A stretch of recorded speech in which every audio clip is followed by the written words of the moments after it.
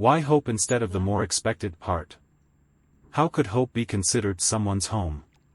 Shouldn't it say, home is where the heart is? Where does hope come from? From the breaking dawn?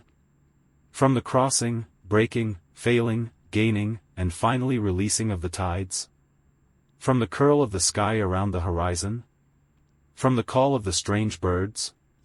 From faith? How does this differ from typical notions of home? Let's get into it. A few years back, the family was gathered around a fire on a cold November evening. My grandpa was seated in his favorite chair, reading glasses on, the book in his lap propped against his stomach. The firelight reflects off the silver of his hair and the gold of his reading glasses. My Aunt Radha sits in her favorite chair by the fire, gazing sadly into the flame. Alas! They died. Poor little kid, she murmured regretfully. Grandpa kept his book aside, giving Radha his full attention. Who died, Radha? He asked gently. What's happened? Radha dabbed her eyes with a crumpled tissue. Oh Baba, I just feel so terrible for little Krishna. Both Ram and Rita died in an accident, she lamented. My grandfather nodded mournfully. You two were like sisters. I watched her grow up beside you, go off to university, get married. He sighed deeply. And now to lose both her and her husband, leaving poor Krishna an orphan, he grieved. He sighs again, those were good people, he said. I've watched Krishna grow up from a tiny toddler into a bright young boy. My body was cold, sadness like a cold wind in my bones. The scene around the fire, painted in the melancholy shades of loss, held us in the grasp of sorrow. Grandpa's eyes, reflecting the dance of flames, mirrored the heaviness within our hearts as my Aunt Radha shared the tragic news of Krishna's parents. The room, once filled with warmth and familial joy, now echoed with the ghostly whispers of sorrow. Somewhere in between the noticeable grief, the air hung heavy with unspoken questions, as if the walls themselves were waiting for relief. Grandma's gentle voice, a balm for our aching hearts, broke the silence. Have hope, things will be okay. Hope, what's that? My cousin responded, his voice laced with the bitterness of despair. But it won't bring them back, will it? In the dull symphony of our shared sorrow, Grandma's response, hope lies in having faith, twinkled like a ray of light into our grieving hearts, stirring the glimmer of optimism. And so, with hesitant nods, we let Grandpa's soothing voice carry us through our sorrow. Come, sit by me, kids, Grandpa insisted. I can see you're puzzled about this and hope may seem a bit theoretical to you. Let me tell you a story from my life and your father's that may help explain things, Grandpa said gently. Wait. What? There's a story about hope helping my parents. I couldn't resist and asked, you and Dad? Yes, when your father was about your age, we had the perfect family. With him, your grandma, and your aunts, our home felt like heaven. We felt like the luckiest family, full of joy. Our home was the warmest, most comforting place. But then, I went abroad for work, leaving my family behind. When your dad was in his mid-20s, he wanted to start a business and invested a lot of money we had saved. We hoped with all our hearts it would succeed, but he put every last penny into it and it failed completely. He paused. But Grandpa, you said hope makes everything seem possible. How could Dad's business fail if you all hoped for it to work out?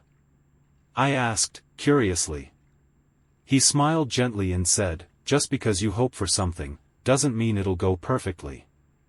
Your father dreamed big, but things didn't go as planned.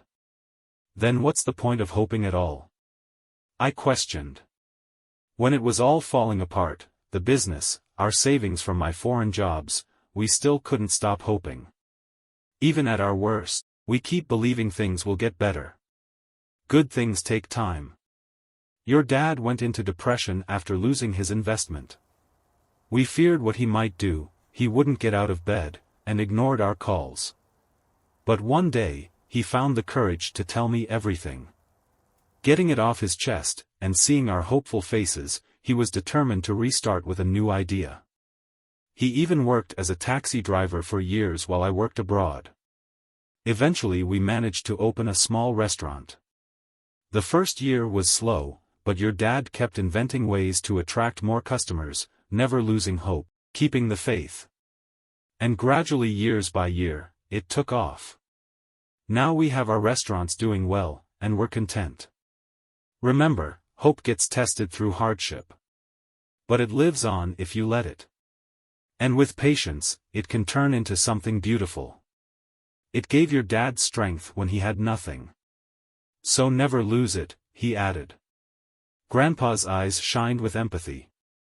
Likewise, if that boy can hear hope's whisper through the howling winds, it'll help him to pave the road back to joy. When something unexpected happens like that, it's totally disorienting. It feels like the ground falls out from under you. But I believe Krishna will soon regain his sense of stability in time, he said. Maybe, I let out a long sigh. But it still hurts to think about. You really think so? I whispered. Grandpa leans on the chair, his fingers intertwined, his voice cracked with old age and sadness yet hopeful. I do. So for that boy, hope can be a little warm corner tucked away in his mind, always there when he needs it. Place his hand reassuringly, head high, kiddo. You'll also weather this storm if you let that light your way. I couldn't deny but agree. I let Grandpa pull me into a side hug as we sat together quietly. He was right, the dawn indeed comes, however dimly you can see it through the night's shadows. Somehow, hope goes on. So, did that little hope help him to cope with his parents' death?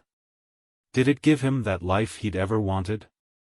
Well, how could it?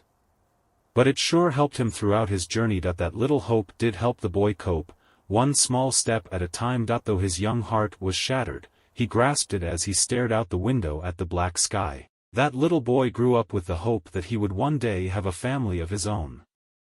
It helped him process loss not as an end, but as part of a greater story, one filled with rich chapters if we keep turning pages. Though nothing could completely fill the absence of his parents, hope had a way of softening even the rawest edges of that grief. When he felt discouraged, it lifted his spirits.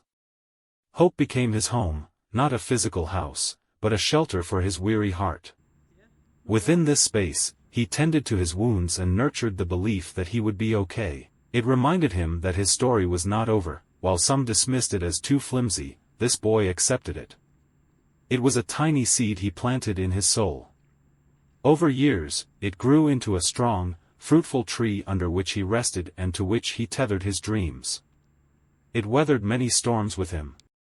That conversation with my grandparents opened me to the power of hope. As I grew older, I saw how hope manifested itself in so many lives.